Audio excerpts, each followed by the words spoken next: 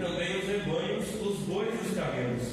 Pois pensou: se Esaú vier e atacar um grupo, o outro grupo escapará. E Jacó orou: Deus de meu pai Abraão e Deus de meu pai Isaque, ó Senhor, o que me disseste? Volte para a sua terra e para a sua parentela, e eu farei bem a você.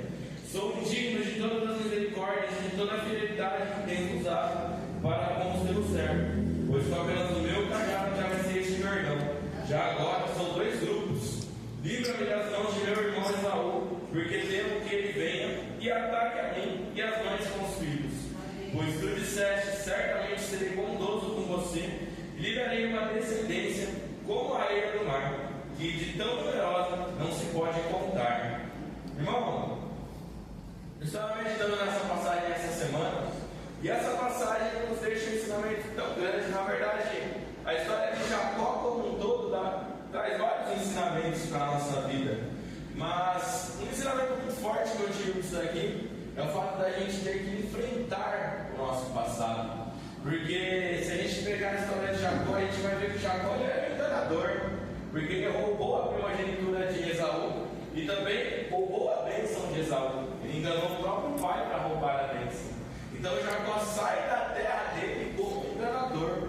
E aí a gente vê que ele vai passar por um longo processo. Quando ele vai lá para morar por Labão, ele vai ficar 20 anos morando por Labão. De certa forma, ele vai até pagando o preço do pecado que ele cometeu lá por Labão, porque Labão vai aproveitar de Jacó. Mas ele vai passar por um processo que é muito necessário, porque é por meio desse processo que Jacó vai passar que ele vai poder se transformar em uma nova pessoa. Porque o Jacó que está voltando para a terra dele não é mais o Jacó que saiu, não é mais aquele enganador. É uma nova pessoa, ele foi transformado a partir desse processo. Mas, irmão, o que isso me deixa um ensinamento bem grande é porque todos nós temos um passado.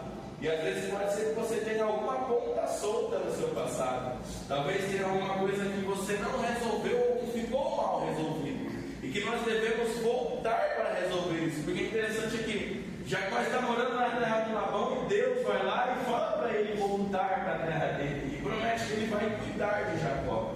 E aí Jacó vai lá no ato de fé e volta para a terra dele. Mas a gente vê como que a fé de Jacó, assim como a fé de Abraão, assim como a fé de Isaque, ela oscila. Porque Jacó confia em Deus para sair da casa de Labão e voltar para a sua terra. Mas quando ele ouve a notícia que Esaú está vindo com 400 homens, ele já se borra todo de medo já. A gente já viu toda a confiança de Jacó indo embora, por conta dele querer dividir em dois grupos. Porque muitas vezes quando se fala de passado, irmão, a gente tem muito medo de enfrentar o nosso passado. Porque muitas vezes a gente não sabe como que vai ser a reação. Muitas vezes a gente tem algum problema com alguma pessoa, com algum tipo de situação. Mas aí Jacó faz algo interessante aqui, porque ele vai orar a Deus. É interessante que Jacó faz um pedido a Deus que ele nem precisaria ter feito, porque Deus já tinha dito para ele que Deus estaria com ele. Mas muitas vezes a gente é assim, a gente oscila na fé.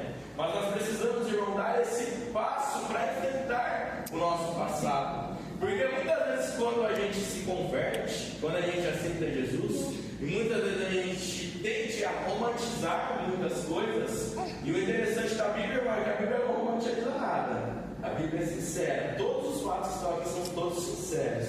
Então a Bíblia nunca esconde nada. Tanto é que todos os personagens bíblicos que a gente tem aqui, a gente conhece as falhas e os acertos de cada um deles. Então muitas vezes a gente pensa que por a gente se converter vai ser tudo mil maravilhas e a gente vai se transformar da noite para o dia. E sim, Jesus torna a gente novas criaturas. Mas muitas vezes para as pessoas do nosso passado vai demorar para essas pessoas enxergarem a gente como pessoas diferentes.